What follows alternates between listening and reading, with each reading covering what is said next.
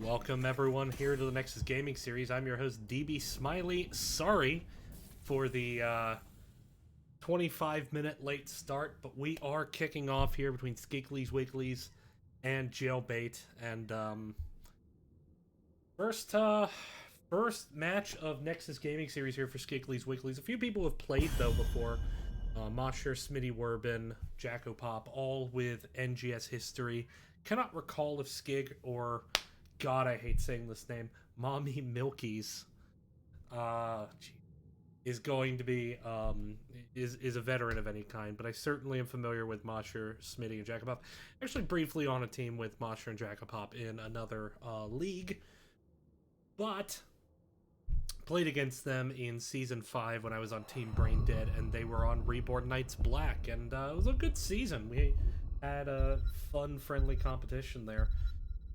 Jailbait, meanwhile, I've played a lot with these gentlemen as well, and kind of excited to see how this series goes. Vala ban out of the gate on Battlefield of Eternity. Jailbait does love themselves a little double support.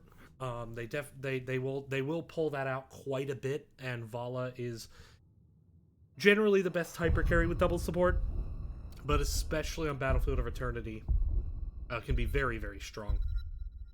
So we'll see what happens there. There's a Maiev ban, taking that hero away, which, you know, Maiev, when it's played well, can be fairly oppressive. Just for clarity, this is Division B East. Let's get some hype in chat. Thank you everyone for coming, for sticking around. I know we're starting far later than I wanted to, far later than either of these teams wanted to, but we got our 10 in. So I'm pretty hype. First match of Nexus Gaming Series for me for Season 8. Medivh gonna get banned out. It's something we've seen Jailbait pull out. So it's gonna be taken away from them. What's the last ban gonna be? No tank bans yet, and this has typically been a tank ban heavy meta, given that tanks are kind of the most limited role right now in the game. But no focus onto that. Well, I spoke too soon. Joanna banned out. Joanna was incredibly common in Season 7. Taking a look, I have Season 7 stats loaded up since, you know, we don't really have any Season 8 stats to build from yet. Joanna saw an 83% popularity last season. Was just exceptionally high pick and ban rate. But Skig gonna jump straight away onto that Li Ming. You don't tend to see a lot of first pick Li Mings, but on the map it makes sense. Li Ming can typically get a lot of value here. She's pretty good at burning as well. And there's the Greymane ETC. ETC, a very good tank to take right now. Right now it seems like Joanna and ETC are jockeying for that top tank position. ETC started Season 7 kind of fairly low, but rose up the ranks very quickly. Very high KDA last season. Taking a look at that. Greymane, he went through a couple patches. He wasn't super popular last season, but we started to see him later on. But there you see ETC, 62% popular rate. We're going to see Artanis picked up here by Smitty Werbin. Jacko Pop going to be tanking with that Muradin. Now, Artanis, not a super common pick, but on this map, you will see it because of amateur opponent. That said, I'm a bit worried about... they have a lot of engage. They have almost no peel. And that's kind of an issue, is how Li Ming can blink away, but it limits what healers they can pick when they can't pick someone who can get easily dove by the Greymane. Anna gonna get banned out here by Jailbait. Skiggly's gonna ban out Hanzo, which we've seen a bit from Fragistellar.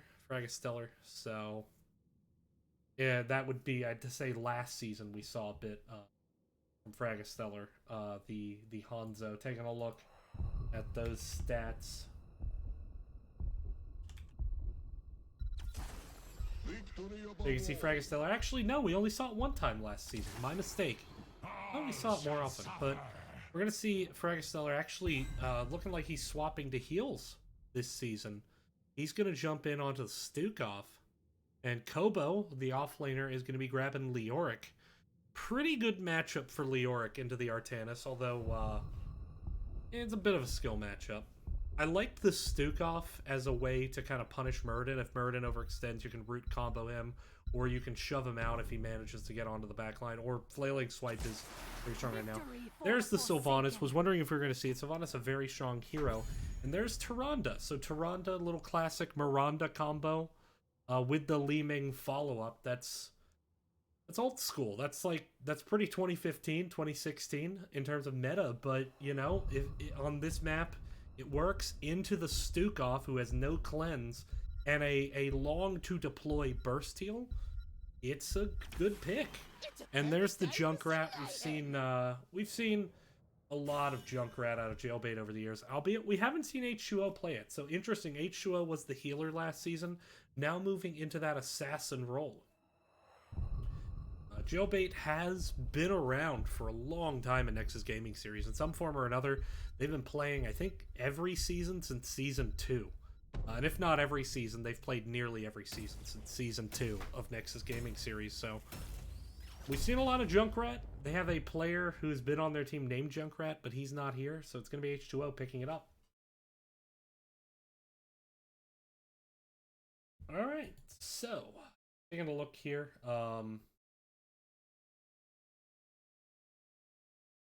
I get some things filled in here.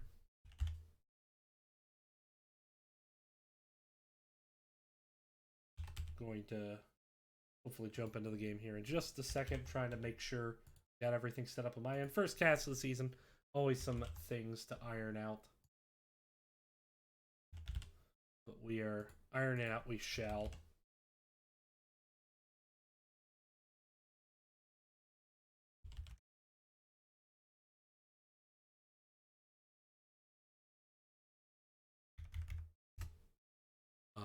Loading in here, looks like we're getting...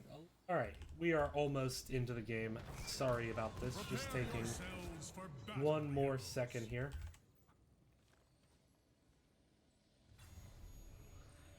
All right, we are good to go. So, as we go in and introduce the teams, starting on the left side, it is Skiggly's Wigglies. On the left, we're going to have Mosher on Sylvanas.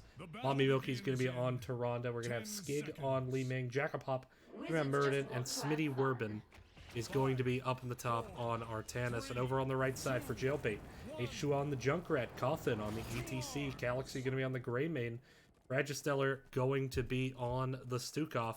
And up in the top, Kobo going to be playing that Leo. So, taking a look at those always important level 1 talents. Bit of a rework from Junkrat right out of the gate, seeing a focus onto that concussion mine talent, as well as the trap. The trap, the running trap with the silence can be very powerful. Jackopop extends a bit, gets caught with the slow. Galaxy goes in, first kill. Going over very quickly, and there you see the power of that Stukov. Even before root combo at 13, just executing the root combo movement of W, centered silence trait is going to allow a ton of damage to be chunked, set up by the great back power slide there from Coffin. Mommy Milky's looking like an ult-E there. Not sure what happened, but first kill of the match does head over to Jailbait.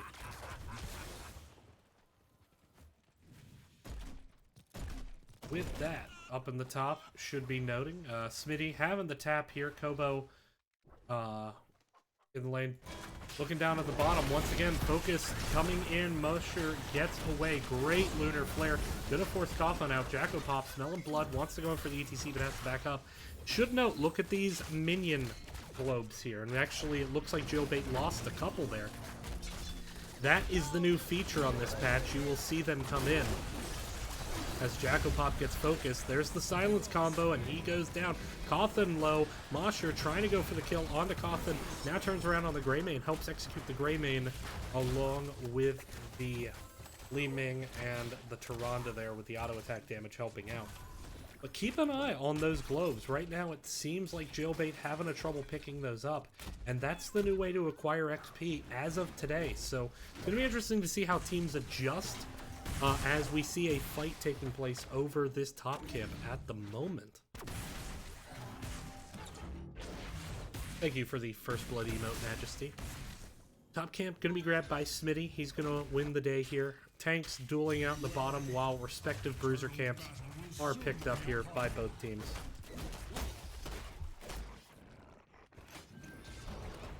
And there we go. So right now, top camp going to get pushed in by the bruisers, that is to say top siege camp. But in the bottom, Li Ming holds, caps it with 7 seconds remaining before the objective, and blue going to be attacking top, so we are going to see Skiggly's Wigglies move straight into that. ETC going to get some of these soak globes here, and you're seeing some soak globes being lost, obviously, with the burn coming out from Skiggly's Wigglies. Down about half levels, they've lost quite a bit of soak in order to get that halftime lead, except they really didn't get a big halftime lead because of the Greymane. In fact, only ahead by about 200 HP. That said, they get a big burst right out of the gate with the Hunter's Bark. Kobo coming in, trying to slow it down. Looks like Jailbait gonna move in, but Skiggly's Wiggly's gonna end with a big lead here. Down about a third of a level. Actually, no, just picked up a ton of XP. I guess you get XP from the objective? I didn't know that, actually, if that is the case. I don't know if that's new or if I've just been playing this game for 4 years out of just utter ignorance. Who knows? Anyway. Keeping an eye on this top lane. There's that annoying Junkrat trap. It's gonna make it hard for Jackopop to retreat from that angle. There's another trap. Burden's just gonna eat it. Doesn't have that silence yet that comes at level 7. There's a focus on the ETC, but just not taking a lot of damage there. That said, this Immortal getting a lot of value. Fort wall completely down, and Fort itself loses about half health there.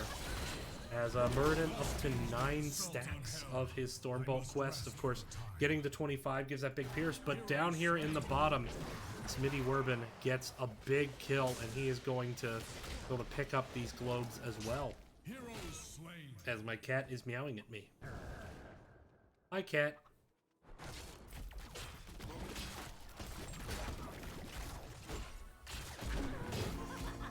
Now, Jailbait pushing top. They're going to get Wall as back and trade for that. Meanwhile, though, Tyrande already up to 7 stacks of that Lunar Flare. It's hit a couple good naked Lunar Flares, that is without CC. Yeah. Yes, you can arrive late to pick up the XP, but the globes are only down for about 8 seconds. After 8 seconds, they disappear. And so if you don't pick them up in that time, which they didn't, oh, I see what you're talking about. You're talking about that burst of XP they got. Yes, I see what you mean, Red Brook Lord. They probably just got up the top lane and just grabbed all those globes right then and there. Yeah, good point. Still, this patch went live today, and teams are gonna have to learn on the fly how to deal with it. I should note, self-plug here, I am playing for Phoenix Rising Diamond. We have a match tomorrow at 9:30. It's gonna be cast over on Weenus's channel. That's twitch.tv/moistweenus. Kicking off at 9:30 Eastern, so definitely give that a check out. Come root for me as I feed on tank. Gonna be the Nexus food bank. Botanish jumps straight in. Meanwhile, Jailbait starting to work on top. Doesn't look like Skiggly's Wigglies is going to be patient here. They're gonna move in 4v5. Try to find some kind of pick-off while Artanis is burning. They don't find it. There's the route on to Muradin. And actually worth noting, we did not get the silence on the root trap from Junkrat. Instead, getting the Dirty Trickster, where when he is stunned, he's going to drop lots and lots of those tasty little grenades that everyone loves to stand in. And by everyone, I mean my Storm League rando teammates. Jackopop refuses to be denied despite the knockbacks and finds Stukov. Meanwhile, Kobo going down as well. So right now, game very even on XP, but this could be an opportunity for Skiggly's Wigglies to win their second Immortal. Cawthon having a power slide out of that one. Good defense here by Jailbait. Keeping in mind, though, they do have a lot of minion globe tops that they're about to miss. Camp is mostly dead, but there you see Skiggly's managing to stave off the members of Jailbait just long enough to win that second Immortal. And it's going to come down here to bottom lane. Jailbait going to push up, try to get this cannon down at least before the phase starts. Pop grabbing some of that soak. So both teams very even on soak right now. Keep in mind though, second Immortal, both teams just now hitting level 10. It's kind of standard pace, so despite the XP changes, teams seem to be ready for it. They're still soaking largely the same as they would otherwise. Maybe a little bit slower than usual, but not much.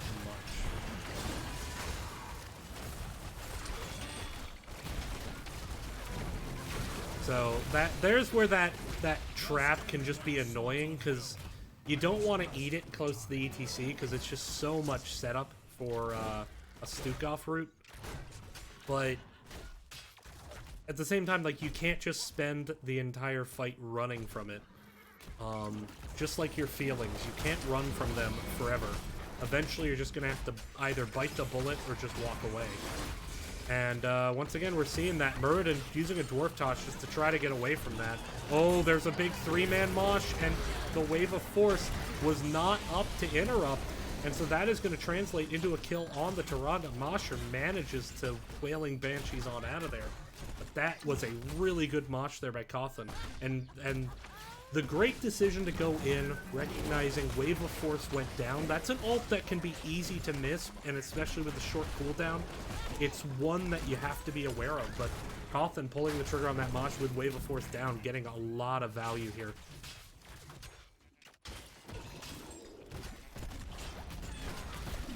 About 30 seconds slower. Yeah, maybe. I mean, because those objectives did take a while, but we'll see. My cat is just being... He wants to come in. Ooh, Cawthon gets stunned, trying to walk away. Skig, though, is low. The illusion's chosen. Not enough to keep him up, but Greymane does get turned around on. The Wailing Arrow trying to enable some type of re-engage, but just no real follow-up. And there you see the annoyance of that trap. And sometimes it's just like right now would be a perfect time to eat that trap if you're worried about defending. Just eat it right now, so that way you don't have to deal with it at a more important time. There is no escaping my justice. That said, Greymane for Li Ming. If Skiggly's was able to move up, it could have gotten some damage, but that's a defensive positioning on the Immortals. Jailbait has Junkrat and Stukov and now Greymane on their camp, but meanwhile Leoric is going to get chased down here, and there's the Lunar Flare securing the kill. Lunar Flare up to 18 stacks. That is just starting to truck the damage out. Now there's a swap onto Galaxy. Galaxy trying to walk away. ETC with the face melt, the peel out. Mosher moving into the backline, very, very alone.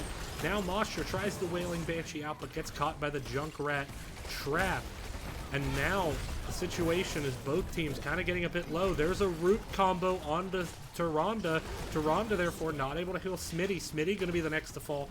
And Galaxy now getting warmed up. He's starting to head in. There is a lot of damage on the Galaxy, but the great entomb there with the Concussion Mine. Got to be patient with it. There's the root combo. No, Concussion Mine actually knocking both Tyrande and Muradin to safety, but they had to blow it there. The entomb was about to end. Just weren't able to get that kill. Nonetheless, 2 kills there for Jailbait, and this is going to win them their first Immortal of the game. Actually, no, take that back. That's only halftime. So we'll see what happens right now. Skiggly's getting their soak top, trying to equalize on level. Right now it's 13 versus 14. Greymane getting the burn on. And this is a very healthily shielded Immortal. This will go to bottom lane, which is healthier right now for Skiggs. So Skiggs gonna need to defend up in the bot lane. And one of the things now is you can't just as easily defend behind the wall because you're gonna lose all these minion globes now on the side of Skiggly's Wigglies. Well, but That's also where you maybe don't want to poke it and want to let the minions step up a bit. There's a lot of lessons to learn. It's going to be a very new laning meta, at least for this season. Posture gets booped over the wall, uses the Wailing Banshee to come back around. Could be engaged on right now with the lack of escapes. Gotham stepping up. He's going for the Mosh onto Tyrande. There's the immediate wave of force, but it's not enough with the Silence Greymane follow-up. That is a dead AF Tyrande there. Muradin trying to walk away. Chase is on. He did blow the Avatar there, I believe. Yes, he did. So now Muradin, gonna have to wait, let his second wind kick a bit, get some healing done that way. The Keep has taken a lot of damage here, and there's a focus on the Smitty Werbin. Smitty Werbin dashing, trying to buy some space, but there's the Sukov Silence, and down goes Artanis, and now Jailbait gonna be able to get this Keep. Can they get more? If they get another kill, they might be able to do so. There was the Entomb used, but didn't really catch anyone that could be followed up on. There's a big Lunar Flare turning into a ton of damage, and Mosher comes in and cleans that kill up. Call him the janitor, because he absolutely cleaned it up there. Trying to move in onto Leo. Leo gonna get away. So 1-for-1 trade at the moment, but a Keep picked up by Jailbait. So, you know, Jailbait, they only won their first objective just now. It was the 3rd Immortal, but they got an absolutely fantastic push there. Thank you, Birdsham. I hope I'm saying that correctly. Birdsham? Birdsham? I don't know. Rotation coming top, looking at this Artanis, who is stepped out now. Entomb was a swing and a miss. And Concussion Mine is going to blow him to safety. So, good escape aided and abetted by the members of Jailbait. Jailbait still, though, going to start painting this map red. They're going to grab control of that top siege camp. Question is, do they immediately rotate for Bruiser? Or do they just try to make the safe play and get Keep? Looks like a trade going to be happening here. But that said, going to maintain their bonus XP advantage with that second fort. And now moving in to the Bruiser camp. Are they going to make this play? It's aggressive, but they could do it. It's been spied out. Jailbait going to play safe. They're just going to get their own Bruiser, and it makes sense. They want to keep the pressure on this top lane where the Keep is. See if they can soften this wall up for if they win an Immortal. And so they're going to pick up their Bruiser. They know with 100% certainty that if they win Immortal, it's going to go top.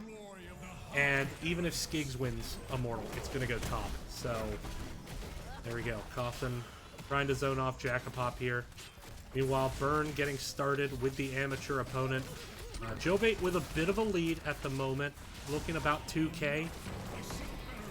Actually, 2.5k lead. ETC gets comboed up, but just that armor from the Rockstar keeping him alive through all that. And there's the Entomb on the Tyrande, and she had absolutely nowhere to go. There's the shove there by Fragistellar. Now the focus on the Smitty. He's going to come back from that Blade Dash. Leo takes the spooky Ghost Walk, but now is very low, getting turned onto. But there is the Mosh. Mosher becomes the Mosh there, and down he goes, but ETC going to be next to fall. Smitty Werbin now trying to turn onto Stukov.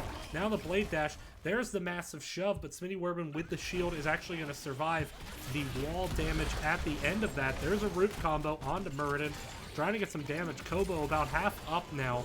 The pings are there. Jackapop trying to walk away. Kobo will not be denied, though, as he begins to continue cheating death. Meanwhile, both teams camps on their wall. Top wall very softened up here by Skiggly's. Bottom wall starting to get softened up. Question for Jailbait is, do they ignore this and try to all-in top? And it looks like they are going to send Leo back just to take out the catapult and the camp. But this is the chance for Skiggly's Wigglies to get some damage onto this Immortal. They don't have the best Immortal burn. Artanis can do it, but it's hard for him to step up. That said, with ETC back right now, this is the perfect opportunity to get those shields down. And once you get the shields down, the Immortal has to walk up to the front.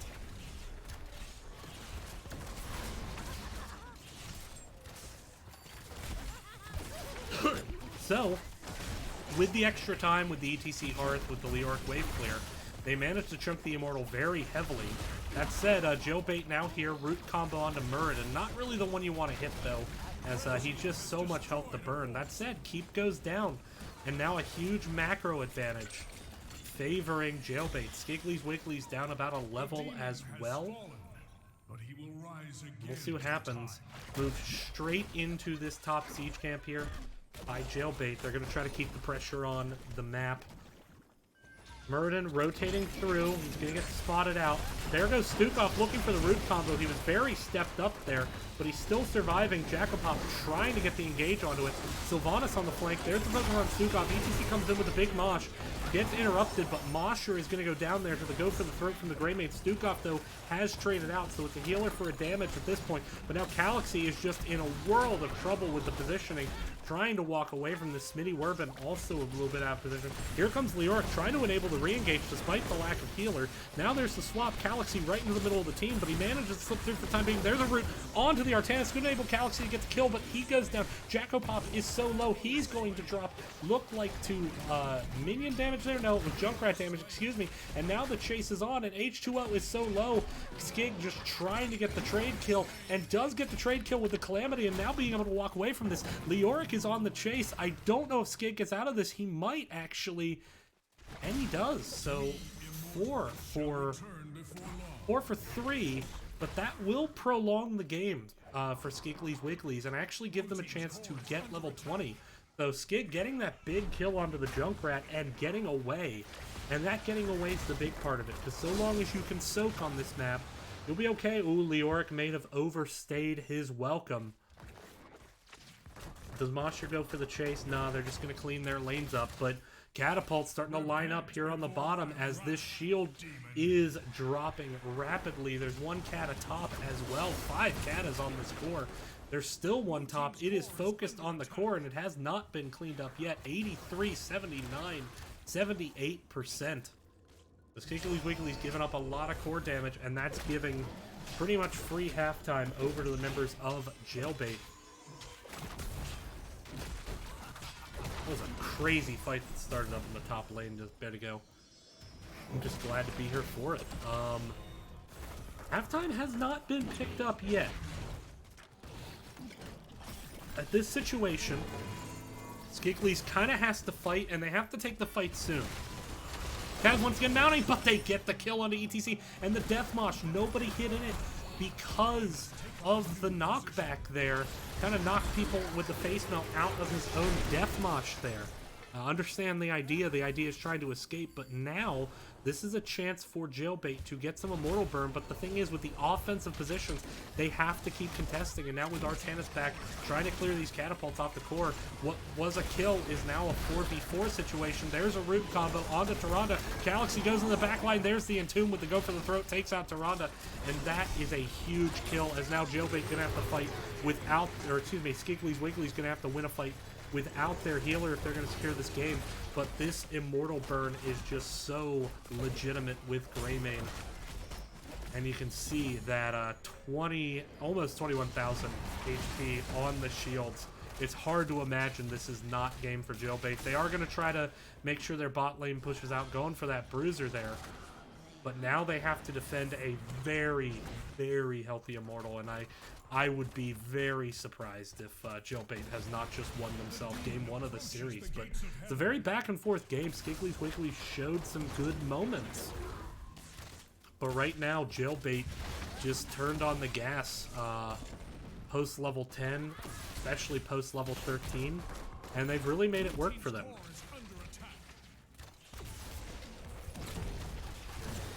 Muradin getting the stun there onto ETC.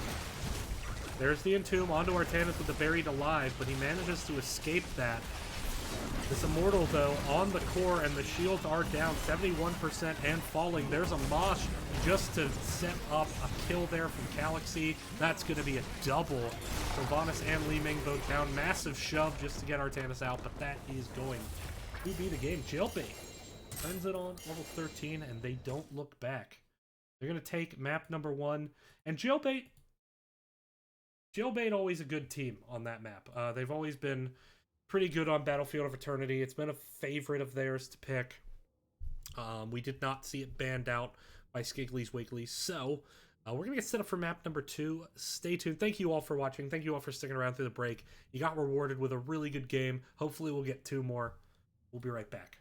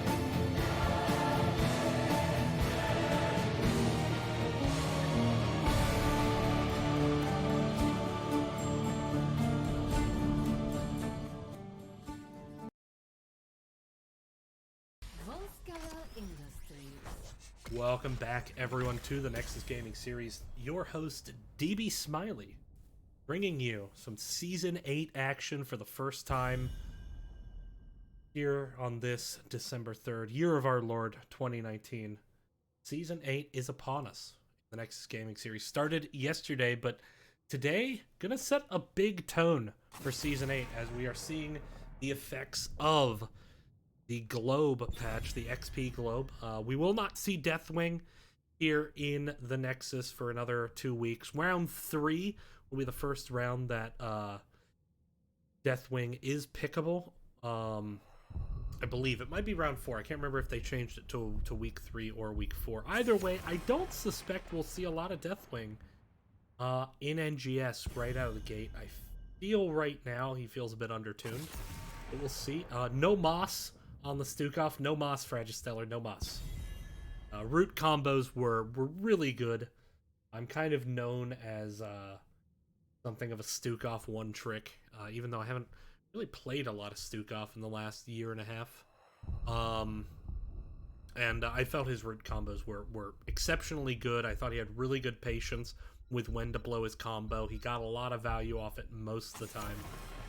Definitely respectable ban. Joanna gonna get banned out.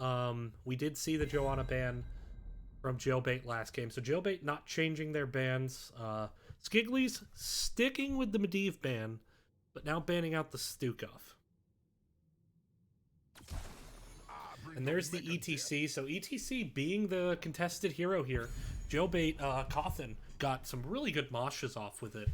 And ETC strong in the sense that he actually can very much make it hard for Garrosh to get value, who normally is a popular pick on this map. This could put you looking into things like Muradin, Anubarak, maybe Diablo, but ETC can punish the Diablo as well with just a power slide counter engage to prevent any follow-up. So ETC with the Joanna banned, it's a very strong tank at the moment.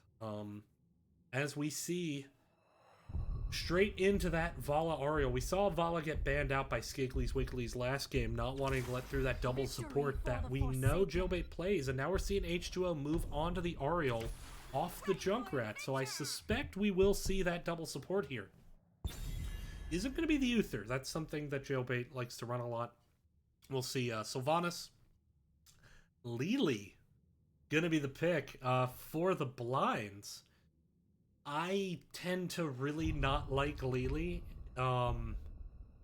Anything you can do to reduce Vala's damage, I guess, is helpful.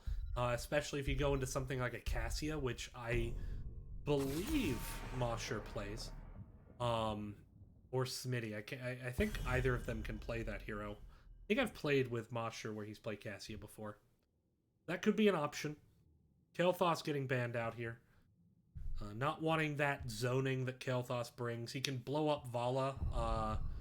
Forces you to save Crystal Aegis or the Pyroblast. Otherwise, Vala will just get annihilated by it. And if Vala dies, your Ariel comp falls apart. So, always a razor's edge to balance on. Muradin gonna get banned out, so that's the tank they're more worried about. That leaves up Diablo. Does leave up Garrosh, but I never like Garrosh into ETC.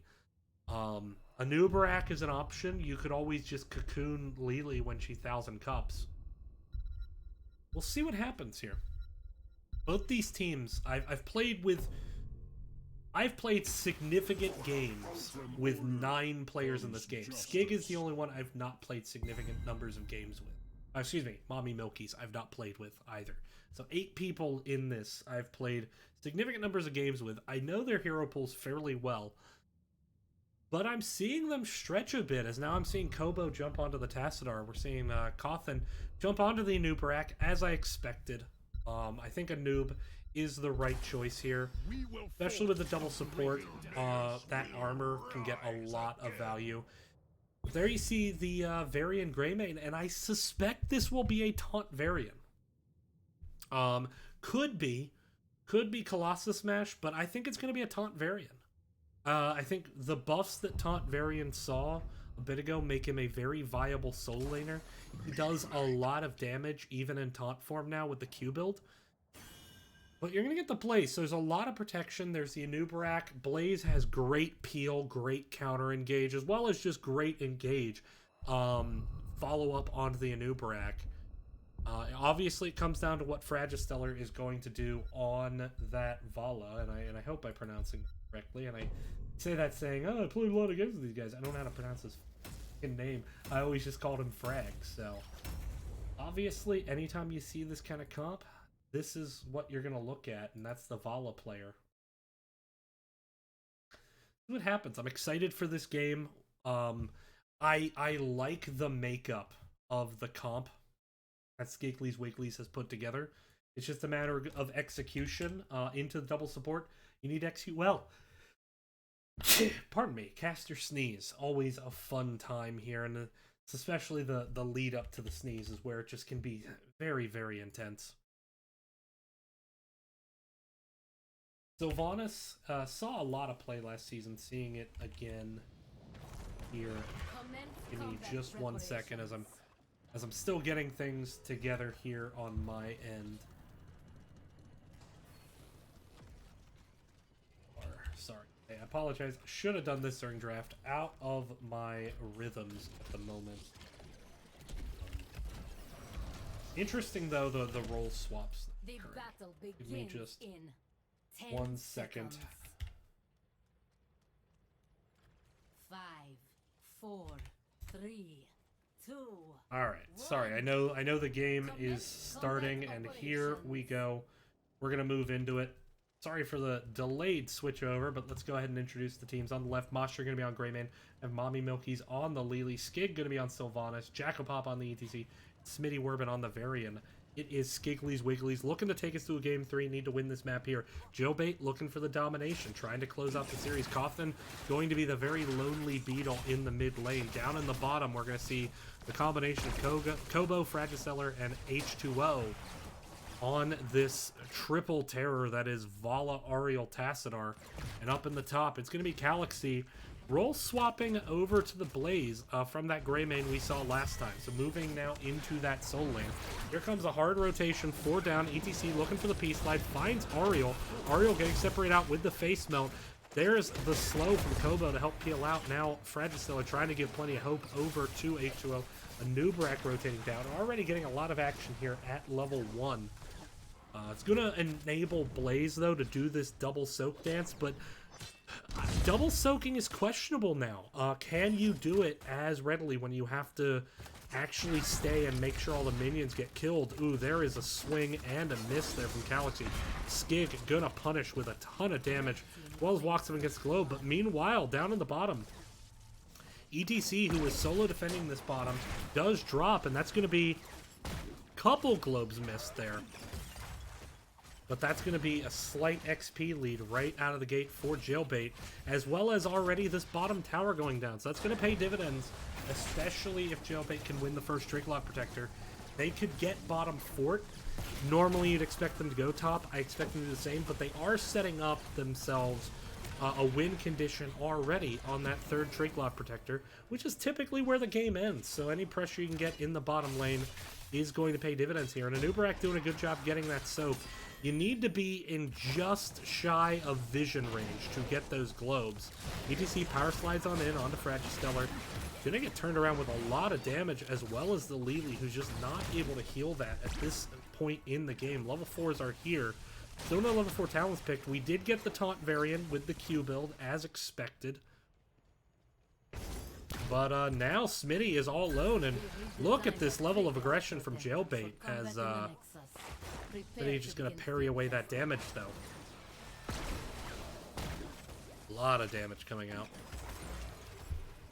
And this is early game Vala double support.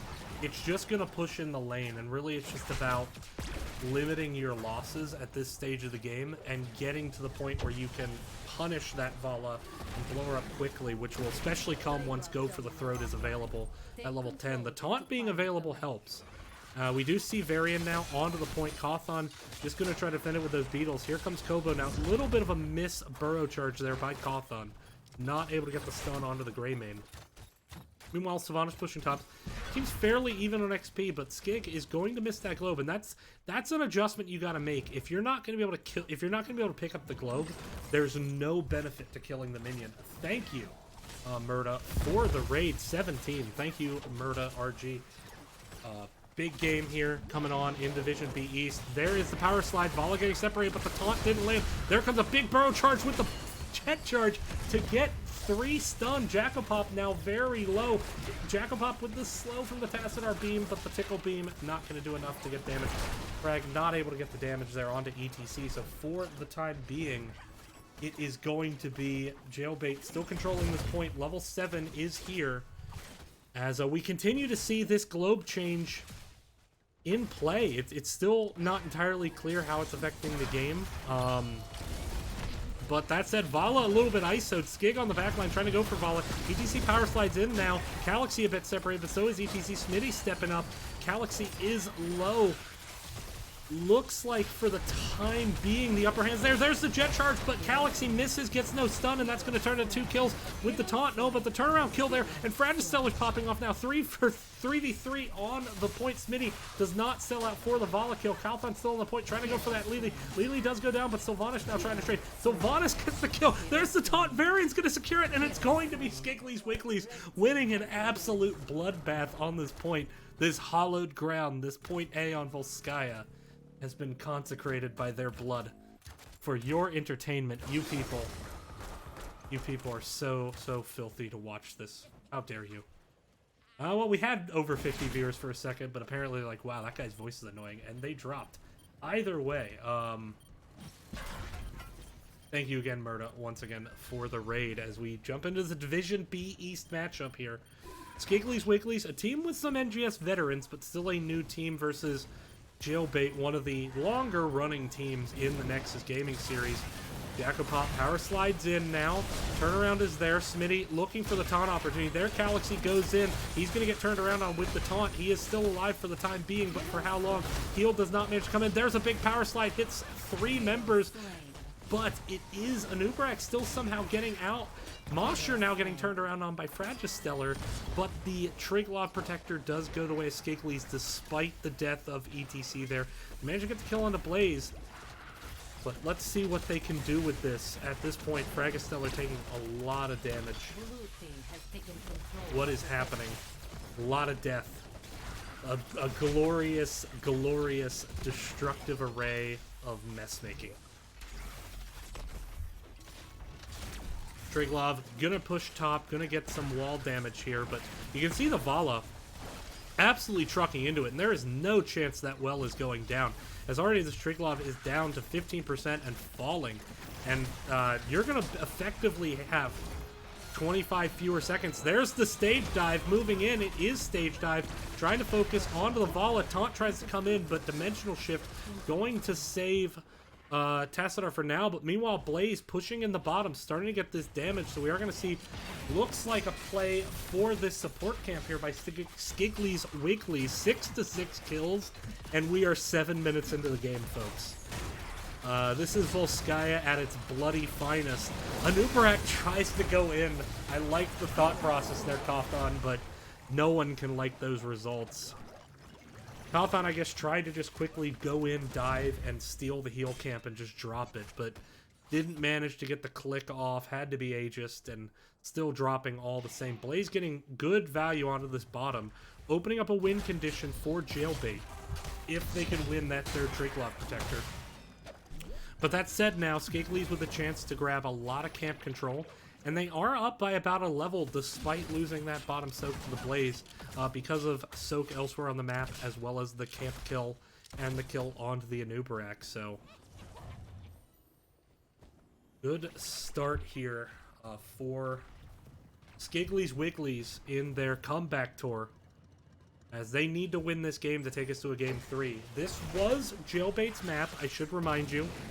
Skiggly's choosing to stick with that first pick. Great peels there by Jackopop, making sure that Mosher was not going to get contested on that point. Good idea there by Kofton to try to contest, recognizing Greymade certainly on that point, but Jackopop played that extraordinarily well. So, exciting match here. As we see Smitty now gonna get focused. He has protected, by the way, but now getting stunned into the wall. There's the damage. Stage dive coming in, though, but the great cocoon, but it's not going to be enough to save Vala, as Ariel has to Aegis herself. Whether that was intended or not is unclear, but all the same, that is a Vala traded for a Varian. And for the purposes of how Skiggly wants to play this and how Jailbait wants to play this, they will take that trade every single chance they get this game. As now the pressure coming on the top lane, trying to open it up. There's Mosher getting stuck in with the wall, but the whip was not there for Ariel. Ariel going the whip talent at level 4, so looking for those opportunities, but missing there. ETC stepping up, trying to pressure up, buy space for Sylvanas and Greymane to get this burn. Anubrak, though, looking in now. Here comes the engage. 4v4. Jacopop still has the healing totem. Here comes Calaxy on the flank. Jet charge in, hits 3. Sylvanas has to get out of there. Lily trying to get away. She does finally go down. Here's a big corruption opportunity on the Skig. Skig is so low, but so is Calaxy now backing up, but it is Skiggly going to fall. Calaxy managing to get away. Now Smitty Werben is going to drop. Greymane goes in and gets the trade kill onto the Vala, but it's only going to be ETC up left. And that Tassadar wall starting to be a huge annoyance here for the members of Skiggly's Wigglies, as it enabled a very strong engage and the great flank there by Calaxy with that jet charge doing so much damage. And that's Jailbait going to get back in control. But keep in mind, Jailbait was at 99% on the first objective and was not able to finish or get back onto the point after that bloodbath we saw in middle.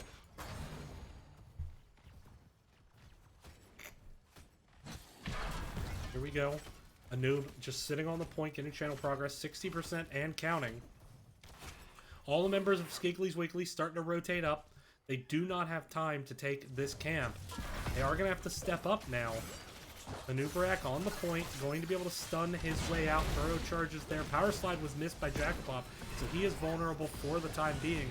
Jailbait now looking for the re-engage, but Kobo taking a ton of damage from the Sylvanas, just getting lit up.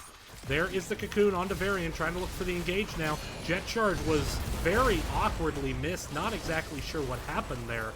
I would be calling bullshit if I were Calaxy, but the huge combustion going to get Mosherlow. Here comes the team fight stage dive, securing the kill onto Anubrak. Now Calaxy going to be next to fall, and Skiggly's Wigglies has won another major fight on the objective, as Jailbait was at 90+%. So Skiggly's Wigglies showing they have some fight here. They aren't just a team with a really weird name. And by really, I don't even mean Skiggly's Wigglies as the weird name. I mean this Lily right here is the weird name. Excuse me, gonna need to plug my headset in. Is failing. Give the noise. We are doing the best we can with what we have, where we are. And it's taking a minute. Sorry I'm not following the action. Triglock Protector taken by Skiggly's Wigglies. Now pushing up onto this weakened top fort. Sylvanas meanwhile clearing the top lane. Top fort goes down. Tassadar wall doesn't do anything against the Triglock Protector. Triglock can just step right on over it. But that said, Vala going to enable once again a lot of damage. So Skiggly's going to get some value off this objective, but already down to a third health and falling. Now down to a quarter. Damage trying to truck out, but there's just not enough damage to follow up. Once again, Task Wall does not do anything to Triglock, as we saw there. Sylvanas kind of hanging around the objective, looking like they're resigning themselves to giving this up. But Sylvanas already moving in for this turret camp. Coffin gonna scout it. Jailbait wants this fight, and they isolate ETC. ETC with the crowd pleaser, excuse me, not the crowd surfer, forgive me, going to be able to power slide through the enemy team, but the follow-up wasn't there, so despite the really good power slide, does go down. Smitty going to be the next to follow. At least the healing totem was dropped, but you're seeing Jailbait managing to execute these pickoffs, and now Lily may have stayed a bit too long. Is the CC going to be there? Lily is so low. Are they going to die for it? They are not. Wisely so, I think.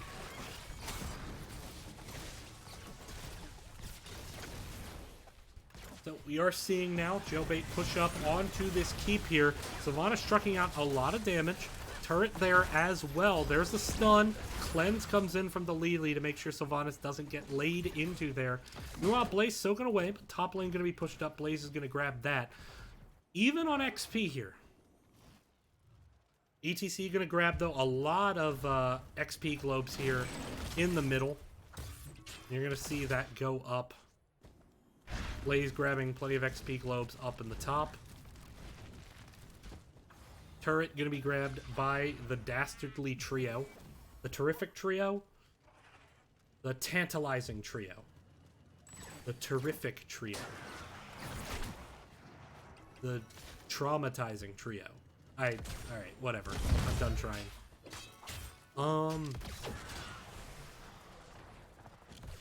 So right now, both teams just biding time, really, until the next objective. Jailbait up in the kill count, but only just 13 to 12. There's just been so much death, and there's the power slide onto a Nubrek. Crystal Age might have just bought enough time. No, there's the silence, and that's going to scare kill a Nubrek. Perfectly timed Wailing Arrow there by Skig. Now the question is, can they get away? ETC is very low. There's the task wall. Gonna have to power slide away now.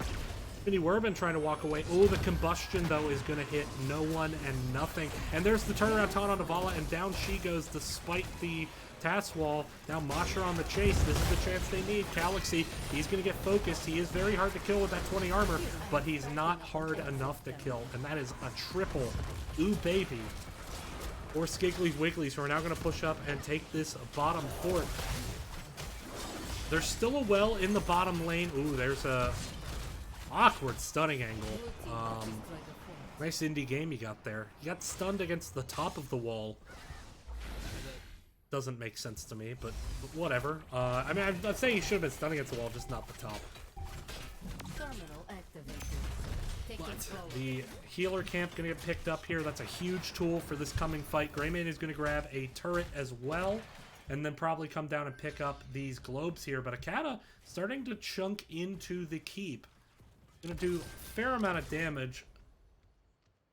The Reaper camp picked up here in the top for Jailbait. They're gonna try to get some pressure and force a reaction in the opposite lane. Pretty standard play, but Skiggly's Wiggly's very close to 20 at this point, with an opportunity to secure this point with level 20. And keep in mind, despite Jailbait playing well in the early game, they did not win a single objective yet. And as a result, Skiggly's now with a chance to get their third Triglav Protector. Level 20 is so close they can taste it, but you have to pick up a globe to have it tick over. They are getting some passive soak, but it's going to take a long time for that to tick 20. Still, turret going to get picked up here by Jailbait. They are leaving Sylvanas on the point. No, they want this fight post 20.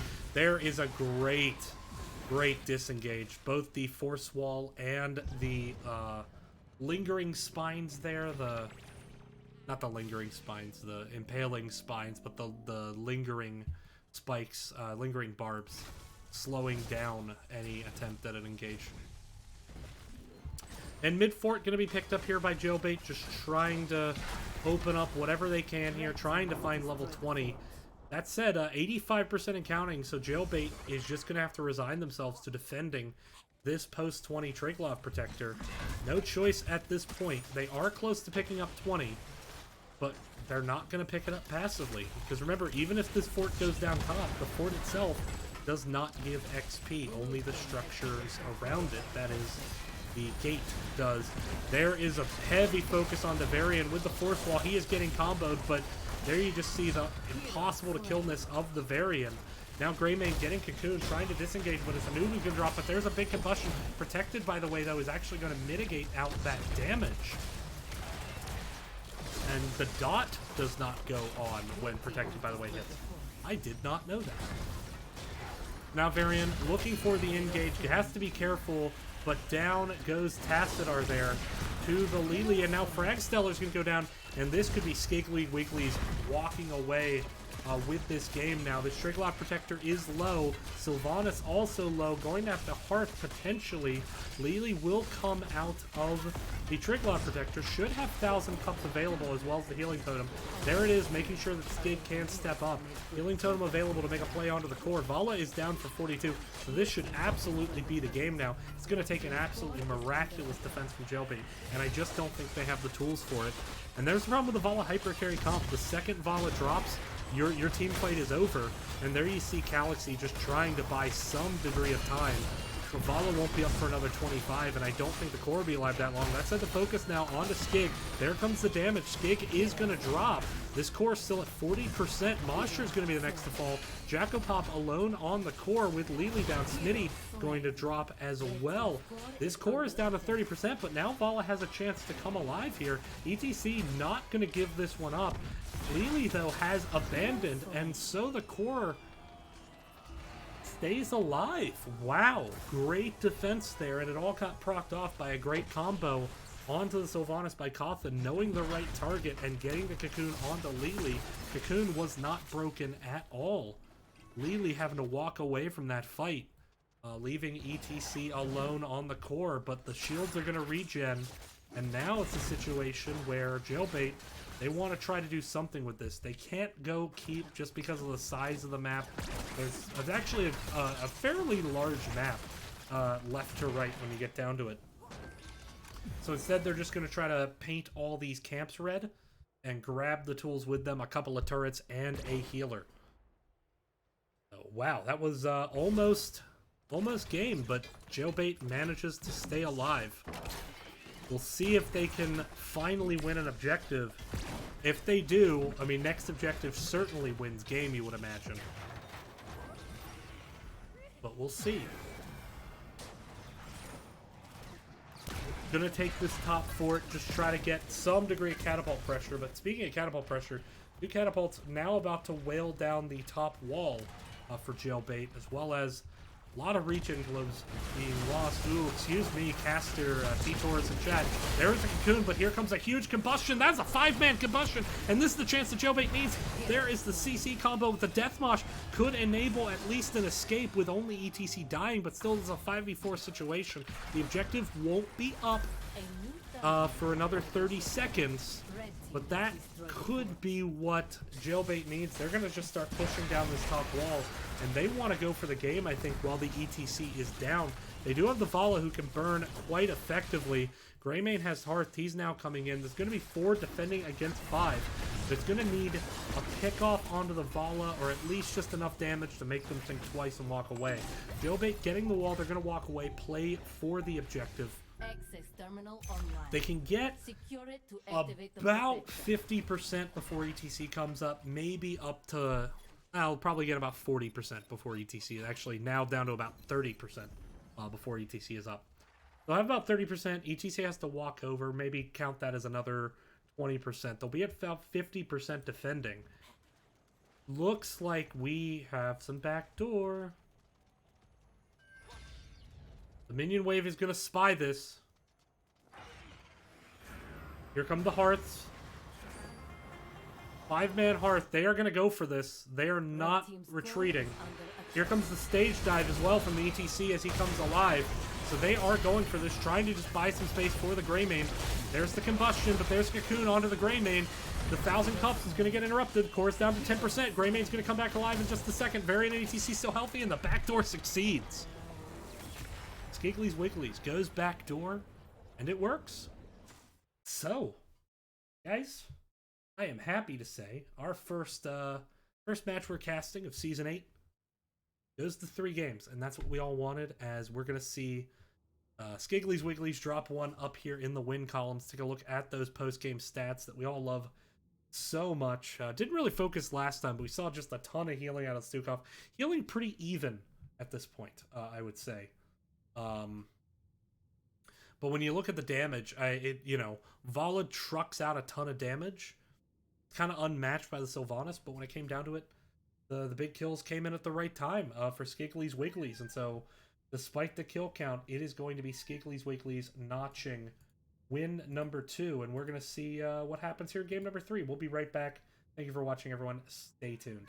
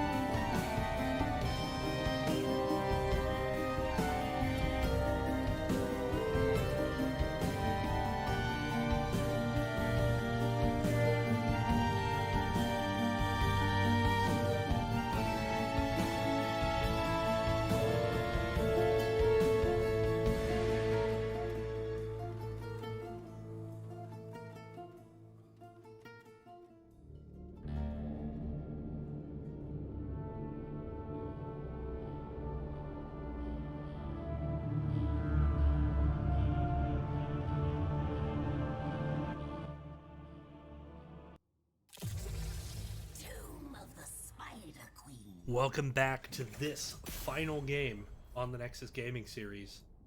Skiggly's Wigglies went backdoor and salvaged a game after the ETC death on Volskaya. So we go to the final map, Tomb of the Spider Queen. It's going to be between Jailbait and Skiggly's Wigglies, as you would expect the first 2 games were, so why change it up now? Jailbait looked really strong in team fights, so taking it once again to a map that tends to be a bit brawly, that's kind of in their wheelhouse.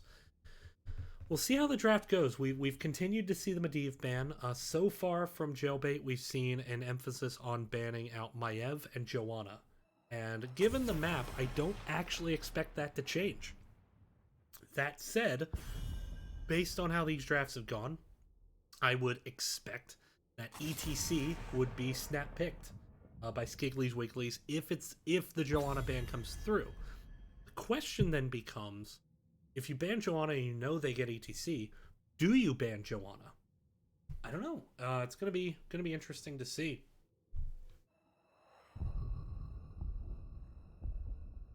The thinking about this ban.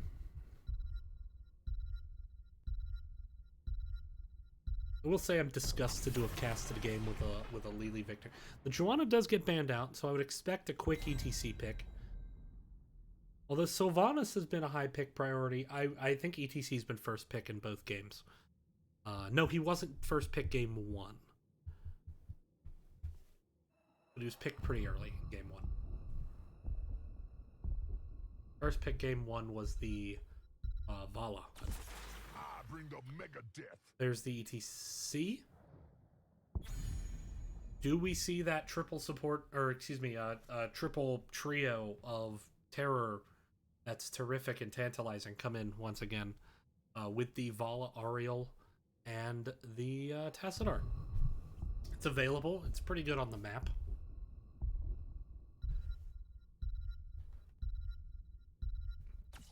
We're going to see the Muradin and the Jaina. So getting the Jaina to make sure you have that wave clear edge. Muradin there as well, so that way if they go into the Kael'thas, you have something to punish it with that Muradin. Gul'dan going to come in, tons of wave clear. Little bit weaker in the team fights, at least until 16. At 16, Gul'dan's damage spikes considerably, but before level 16, he's not a liability in team fights at all, but his damage is very slow and ramps up over time, which can be countered by the Jaina. That said, Horrify, one of the best ultimates in the game, especially if you can land a big 3-man Horrify. You should usually be able to turn that into a kill, maybe 2. And then we're going to see Anduin. We haven't seen Anduin yet this season. He was fairly popular last season once he was available. He was not initially available when the season started, but Anduin, a lot of strong healing, and there are a lot of... I think partly because we haven't had HCC, there's like 2 or 3 builds from Anduin that people have called meta and sworn by. I swear by the auto attack build Anduin. We'll see if we get that, or we see more of the sustain kind of renew routes. Sylvanas gonna get banned out, as well as Anna. Not wanting to give up the nano boosted icy veins, which is not fun to play against. to say the least. Life's a lot easier when you kill cocoons. This is why I stomp on caterpillars regularly. Nip it in the bud.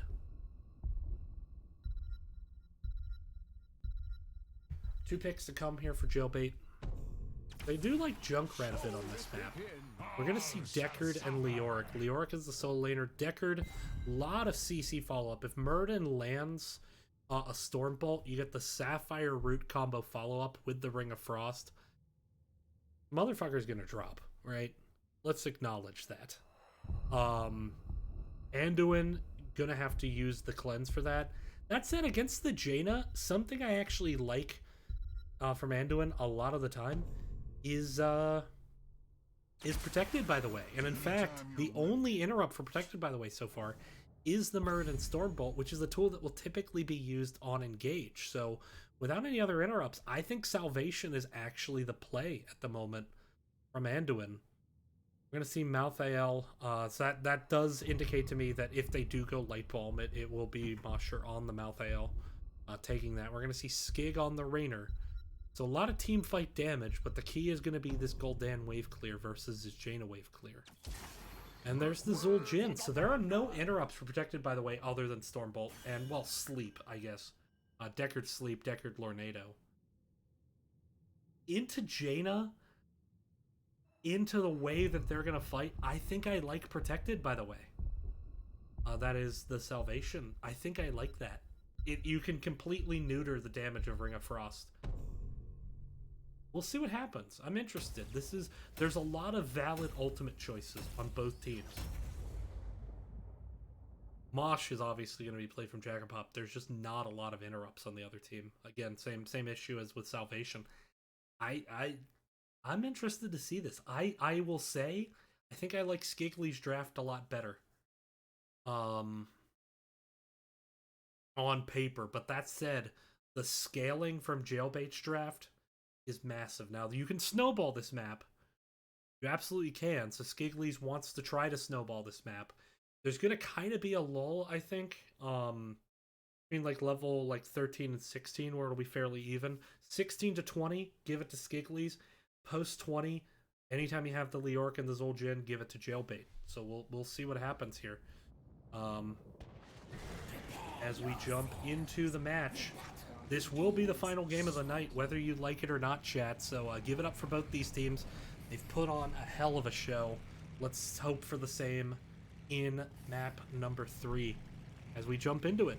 Jacopop going to be on the ETC. We're going to have Smitty Werbin on Gul'dan. Skig going to be on the Rainer. Mommy Milky's going to be on the Anduin. Up in the top, Mosher going to be on the Malthael. Leaving the gate late, AFK reported. Galaxy is going to be on Jaina. We're going to have Cawthon, who is on Muradin. Fragastell are going to be on the Zul'jin. H2O is going to be on Deckard. Kane and Kobo is going to be on Leoric. Deckard and Leoric on the same team seems ironic. I think I'm Diablo loring correctly, but I don't know. We'll see. Don't worry, CTV Met. Smitty's been feeding. He's been feeding Africa. Kappa. There is the Sapphire. Gonna land a root. Look at those level 1 talents. We do see the Sapphire, as mentioned. Gonna be the third wind out of the Muradin, so more worried about kind of making sure that he never really has to hearth. He can just stay up in the fight. He has to if you go third wind, you want to conserve mana, because if you run out of mana, it doesn't matter that you're third wind. You can't really do anything. Zul'jin, of course, is going with the Headhunter. Leoric hasn't picked a level 1 yet, actually. Fragastellar doing a lot of damage now into Smitty. Smitty might go down. He does indeed go down to the Deckard root, assisted by the tons of damage coming out from the Zul'jin. Deckard Kane apparently wanted Axe. He got it. ETC going with the block party to help mitigate the Zul'jin damage. Didn't help a bit there. We're seeing the bold strategy taken out of the Anduin, so this indicates to me that post 20 you'd see Varian's Legacy and just get a ton of value off it.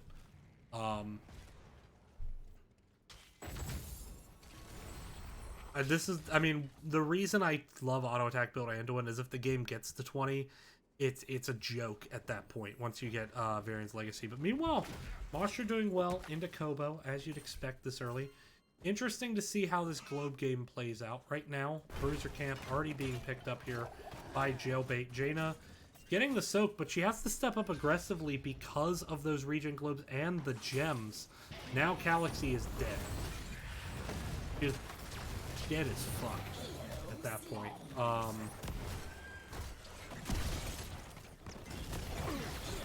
And Gul'dan, though, gonna get killed on the turnaround, a little bit slow to retreat. So just kind of some sloppy play there by Skiggly's Wigglies. Had an opportunity to get a big lead. Instead now, letting in some turn-ins that are going to interrupt Muradin, so only 6 gems get through there. But had a chance to get a big lead, and trading Jaina for Gul'dan makes the wave clear interesting. ETC power sliding in, but now he's just going to get lit up by Zul'jin, and he may have a hard time getting out of here. The root gonna force him towards the top. Fragastellar still on the chase. There is the auto attack. He's gonna stay alive with 40 HP. Now Mommy's Milky trying to get away. No, Mommy goes down. So that is another kill there for Jailbait. And you've seen that they love to be brawly. They love to step up and be aggressive and in your face. And we're seeing that well. Yeah, Deckard being very good on these follow-ups, and Kobo, though, now the gank coming in, we're seeing another attempt at an aggressive gank, but Kobo managing to escape with the spooky Ghost Walk. Put the constant in the wrong place. Now 3v3 in the middle, Gul'dan rotating in, Mosher dropping a turn, and that turn is going to give Skiggly's Wigglies the first objective here. Slight XP deficit for the time being, but equalizing it with this mid-wave, basically equal on experience. Excuse me. Now, Blue Web Weaver, focus is going to be in the top lane. Muradin's still in the middle, rotating late. ETC maybe could have pulled the trigger on that power slide, instead peeling back to worry about this Muradin. There's the power slide, trying to get Muradin. There's the boop away. Root coming in. Coffin is trying to walk out. Does do so. Fragastellar taking a lot of damage. Their towers are still not just standing, but laying in to this Web Weaver, and it drops fast with the help of Zul'jin. That Web Weaver was not long for this world. Mid lane may get a tower here. We'll get the bottom tower. There's a power slide on the Zul'jin. The follow-up damage just wasn't really there yet. There's the corruption, though, taking a ton of damage. 16 stacks at the moment for Gul'dan. Coffin now at about half health and dropping down to about a third. Fragastellar trying to walk away, using those slows from the axes as a threat to force out Skiggly's Wiggly. So the defense is there for the time being. But meanwhile, in this whole situation, oh no, we see the turn onto Anduin. Big power slide face melt. Anduin's going to escape. Great peel there by Jacopop. Meanwhile, Malthael doing very well into Leoric in the bottom. Not just killing the fort, but pushing the lane in significantly. And now turning in the Siege Giants. So Mosher dominating this bot lane at the moment, but Skig is going to drop a little bit out of position. Great flank there by the members of Jailbait. There's a power slide trying to get some damage onto Zul'jin. Zul'jin is low. Zul'jin is going to drop. So 1-for-1 trade. A little bit of sloppy play here by both these teams. Perhaps just too much aggression at times. But we've seen this. I mean, this match has been one of the highest kill counts I've ever seen. There's something like almost 40 kills on that Volskaya game total. Combined, not one team.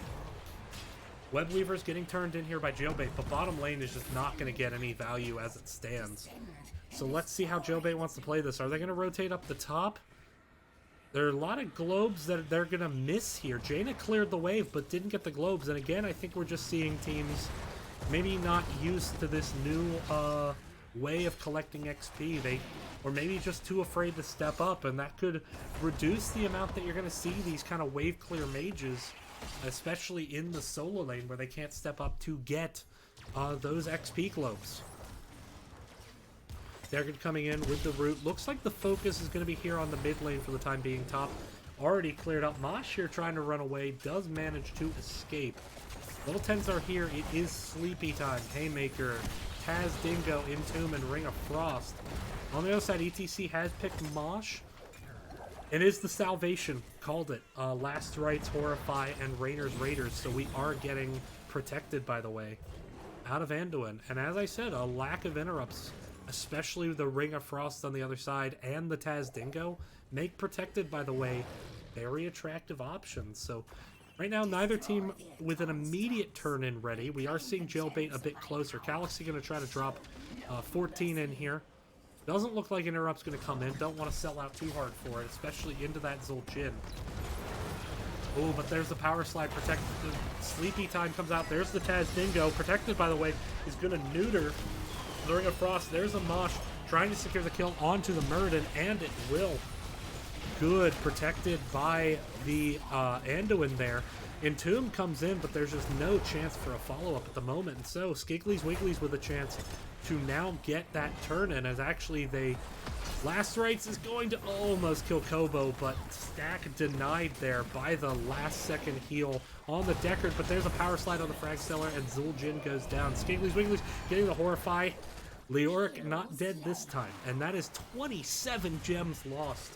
And so things going from bad to worse here for Jailbait. And this is exactly what you want to happen right now if you're Skiggly's Wigglies. You want to try to get a big lead for that kind of lull between 13 and 16, where you're not going to be as strong with the Gul'dan in terms of damage potential. That's when Ancient Blessings comes up for Deckard with the Zul'jin. So you want to get that lead now.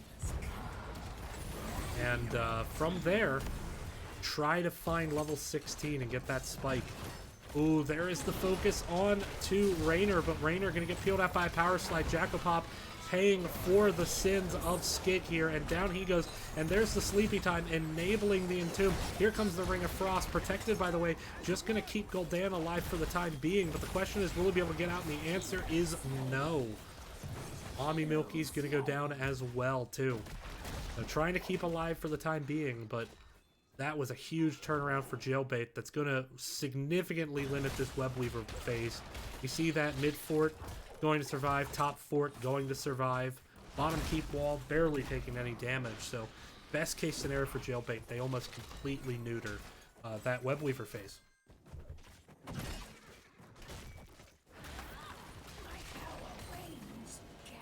So, wave clear coming up. 13s are here. We do get the root net out from Zul'jin. We're not getting the Ancient Blessings. We are getting the super potions here. So, in this situation, you want to try to potion up the turn-in points here on Deckard early. So that way, when the potions are there, when the fight is there, the potions are already in place. The key with super potions to get value is you want to keep your 5 potions down often. Super potions also stacks well with bottomless flasks at 20. Instead, I'm surprised we don't get the Ancient Blessings with the Zul'jin, with the Muradin. They can be very, very effective. Jailbait with a turn-in. On the other side, Skiggly's not even close to a turn-in at this point. Jackapot power sliding in aggressively. There's the root from the net. Focus coming in, but the great leap of faith there by Anduin to peel out ETC. Jailbait wanting to get the turn in here. They have it available, but they're also wanting to push up into the spell damage, or with the spell damage shield, especially with the bulk of the damage being called down. There's Rainer's Raiders. Rainer caught out by the Entomb. Ring of Frost is going to collect him. The Protected, by the way, going to save Anduin at the last second. He's going to escape. And Mommy Milky's has been on point with Protected, by the way. And it's going to be Leoric who drops. Taz Dingo going to be used trying to get the trade kills, but it hasn't happened yet. Now down goes ETC. But Taz Dingo ends, and so does Zul'jin. Meanwhile, Malthael, this whole time, grabbing that bottom. So a 4v5 fight. Really, you call that a win. 2-for-1 trade, and it was all kicked off by the Anduin Protected, by the way. And we're just seeing the lack of ability to interrupt that really being a big deal. And there's the first last right stack as Jaina was caught out in a bad time, bad situation. Mosher getting the kill, and that's going to prevent Jailbait from getting this turn in for the time being. Cawthon might be looking at trying to sneak it. No, gonna try to go for these gems here, as well as clear up the Siege Giant. Let's see what Skiggly's though. The Smitty, what? I'm sure Skiggly's had a thought process. If anyone in chat knows what it was, please let me know. Skiggly's just way out of position. Gets punished. There's the focus. Gonna secure the kill on the Jaina with the root from Zul'jin and the Sleepy Time. And so, just no nice way to put it. Bizarre misplay there. Gets compounded by the kill onto Anduin on the retreat. Not sure what happened.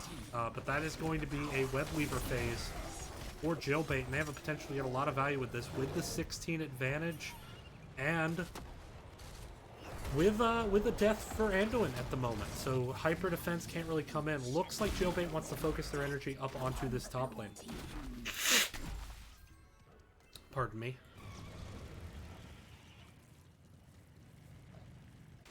Level 16 here, almost, for Skiggly's Wigglies, but Jailbait already with the wave cleared up, starting to push down this wall. Now, they are way behind on structure damage. Their first Web Weaver phase really didn't, this is their first Web Weaver phase. They never actually got the turn-in before. Fragsteller is going to, mosh the Taz Dingo. Here comes the Sleepy Time, protected, by the way, once again, keeping Rainer alive. Mommy Milky's has just been playing really well this series, and it's annoying because I hate saying that name. But Mommy Milky's has actually played exceptionally well this series, and if that's the support play Skiggly Wigglies is going to get, they have a chance to make a lot of noise here in Division B East, which I think is a incredibly, incredibly competitive division. But there you see the complete lack of ability to interrupt Anduin is just really hurting Jailbait in these fights. That's it. Structure lead now in a big way as they get all 3 forts off that Web Weaver phase.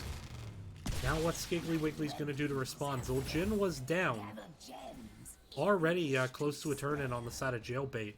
Looks like Skiggly Wiggly's going to get there first, as they'll grab 3 gems here in this bottom lane. And that will give them 60 on the nose. Cawthon wanting to drop his 24. Doesn't want to have to be a liability to his team, having to hang back. Giggly's going for the turn. Here comes the Scroll of Stone Curse. Gonna land on the ETC. Anduin separated out. There's a Haymaker Playmaker. Sleep comes in, gets interrupted, but Jacko-Pop is going to drop. Anduin forced out by that root and not able to step up with the Protected, by the way. Once again, another death there on the side of Skiggly's Wigglies. Kind of isolated a bit. Trying to force the turn in, understandably so, but that is 18 gems lost with the ETC death. And that is going to all but ensure a turn-in for Jailbait first. 1 away. Crag's going to pick it up right here. Raynor clearing up this top lane at the moment. Mid lane being cleared up by Gul'dan. Leo possibly looking for the flank.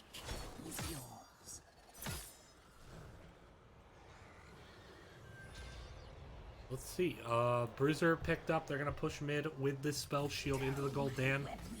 Gul'dan not going Ruinous Affliction. Instead going Darkness Within, and still has not finished stacking now at this late in game that E-Quest.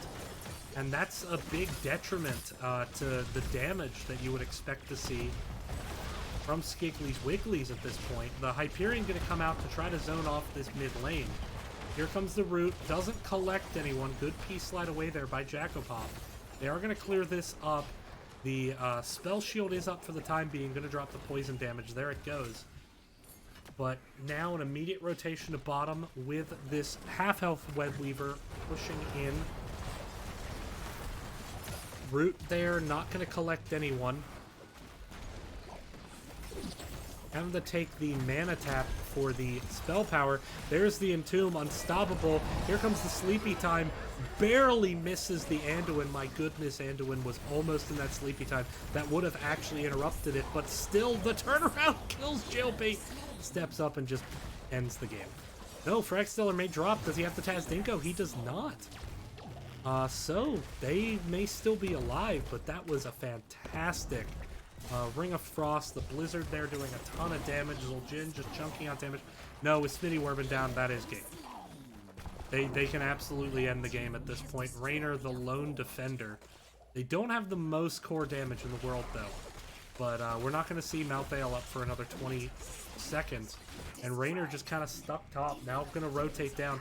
Try to buy some time for the team, but that is 39 gems. There's the Buried Alive. Raynor never had a chance. Down he goes. And that will be Jailbait taking this series, barring the biggest miracle I've ever seen, which is not coming. And Jailbait is going to take it. So we're going to see if we can get a post-game interview. Congrats to Jailbait winning their first match of the season. But a good show by Skiggly's Wigglies all the same. But the scaling, the Buried Alive at the end. But really, I mean, the Buried Alive didn't come into play. It was just the Zul'jin damage scaling. Even with the Protected, by the way, neutering a lot of the Jaina damage. Just not enough to keep Skiggly's Wigglies alive. And they're going to have to look at that and think a lot about what could have been. There were a lot of, I think, misplays there by Skiggly's. But hopefully they'll come back stronger in week 2, and we'll get a chance to cast them again. But meanwhile, we're going to take a brief break, see if we can get a post-game interview with Jailbait. Stick around. Stay tuned. Thanks for watching.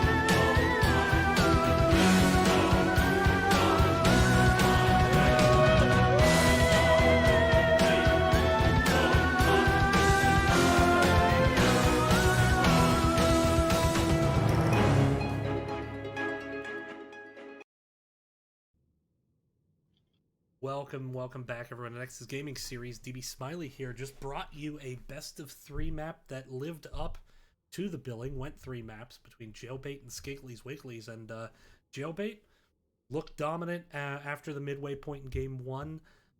Got challenged a lot in Game 2, lost the backdoor, comes back, wins it in Game 3 after getting control in mid-game, similar to what we saw in Battlefield of Eternity Map 1. I'm joined by H2O and Kobo. How you guys feeling after that set? We're doing great. We're coming back from our hiatus and ready to play some Heroes of the Storm again. I mean, you guys have been around this league dating back to season 2 as the name Jailbait. I know it's been different rosters, different times, but very little changes, yeah, but yeah, pretty much the same team, yeah. Yeah, and I mean it's been different starters at different times too. You kind of have some rotating people, but it's been nice to see you and nice to have you guys back. Heading into this series, so Skiggly's Weeklies is a new team, but there are some players who've been around before. Were you able to do any scouting, or did you just think we're going to come in, play our game, and hope for the best? We didn't really do much in-depth scouting. There's a couple people. So Smitty, whatever his name is. I think we've seen whatever his name is. Wow, right. Smitty Wortman. That's shade. I've already forgotten his name. I think it's Smitty or something like that. We play against him in here Storm League all the time. I feel like so. I didn't recognize really much of their team unless Kobo knew anyone. Nope. I am ignorant as they come. Yep. Well, with that, BOE, you guys actually lost the first 2 objectives. How do you kind of maintain your cool in that situation? What was it that made sure you guys didn't lose the game off those 2 objectives? What do you attribute that to? I would say the biggest thing is just being together for so long. Just we don't let too many things bother us, and we're all like to have a good time and have some beers while we play. It's not like we don't take things too seriously. I think that helps out a lot, and just knowing how the game works, we know we still have a chance in it, right? As long as your core is not down, you can always still win. I don't know. Depends on how scaling works too, depending on what heroes. Once you get Leorc to 20, you kind of win the game from there. So. Now you guys had I don't want to say trouble on Volskaya because you actually won the kill count there, but it was ridiculous. It was like 16-20 was the final kill count on that map. But you guys seem to lose kills at the wrong time, I would say. So you lost that absolute bloodbath on the first objective, which it was just insane to me, like how that fight transpired. You managed to get you get kind of re-engaged on and killed up in the top, and then you just, because of 20, you never are able to contest bottom. What do you think was happening there? Was it anything that you guys can work on, or just maybe some position? I just want your thoughts on where you guys see your chance to improve from kind of those I don't want to call them mistakes, but certainly outplays on Volskaya. How about this one, Kobo? I'm not gonna lie, I kind of got distracted. Okay, well, we were talking about losing the objective mid and whatnot, and then being down by 20 at the bottom objective. Yeah, it's. I would say the 2 points that I noticed is some people on our team love getting hit by skill shots, specifically usually hooks is one of our players, Galaxy. But 2 of our players, I think it was Frag and Kobo, got sniped by the Punisher or whatever you want to call it in the bottom there. Legitimately just got sniped by the cue ball, and that was my bad. I didn't heal them, so that's probably what lost us that game in the end. I mean, we could have won on core, but at the second time they second time it was just too low. Too low. Yep. I think Cawthon said he got silenced out of Cocoon, or we had Cocoon Greymane, and we probably would have won if they didn't silence it. So good to them on that. Did you just admit you were wrong? I always did wrong, but you guys got sniped, so it's totally your fault. Yeah, true. All right. Well, map number 3, Tomb of the Spider Queens. So they get off to a stronger start. You guys picked a more scaling oriented comp, and scaled it did. But one thing that you guys I noticed in draft was you didn't have a lot of interrupts, and I think you did at times pay a price for that on Tomb of the Spider Queen. Would you say that's accurate? I would say so, but I think also the end showed that. So I do love that Anduin ult, but I also think it draws the wrong crowd. It was like, hey, everyone, come to me, and get hit by a Deckard root, and the ult ends, and you're all sitting there. And actually, I got double root at level 7, so I just rooted him, and then rooted him again. So, yes, I would say we got punished. I think Cawthon was pretty good about knowing though when to, if you needed a haymaker or stunner. I mean, those are pretty much our only interrupts for that. So Yeah, I don't know. Yeah. We did get the punished, I haymaker would say, for playmaker. sure. Yes, the haymaker playmaker. We did get punished with that against that ult, but I think at the end it hurt them. All right. Well, you guys start the season with a win. What are your goals this season, or is it more just to play and have fun, or do you have like specific goals in terms of we want to finish in this place? What are your thoughts? I want to win a goddamn playoff game. All right, We've made the playoffs just a playoff every match. single year for the past 6 seasons, and we've never won a playoff game. So Well, Not true. that's true. That was Heroes Lounge. We've not won a next game. an NGS playoff. Well, you've won games, just not Yes, you're right, not matches. Correct. So well, hopefully you guys can start to build towards that this season. Got a long way to go. But week 1 in the books, 1-0 at the moment. Didn't get the domination, but you got the victory, and that's what matters at the end. It is. And you improve those ever important simulation odds. So with that, floor's yours for shoutouts. Awesome. So shout out to you for casting. Thanks for picking it up, as always. Shout out to the Skiggly Wigglies for being very, very patient for us. I want to add to that. They could have claimed, hey, it's a forfeit, we win, and they wanted there to be a game. And I think that's what I really like about this league is that you don't have a lot of people lawyering the rules for wins. People are just here to play the game.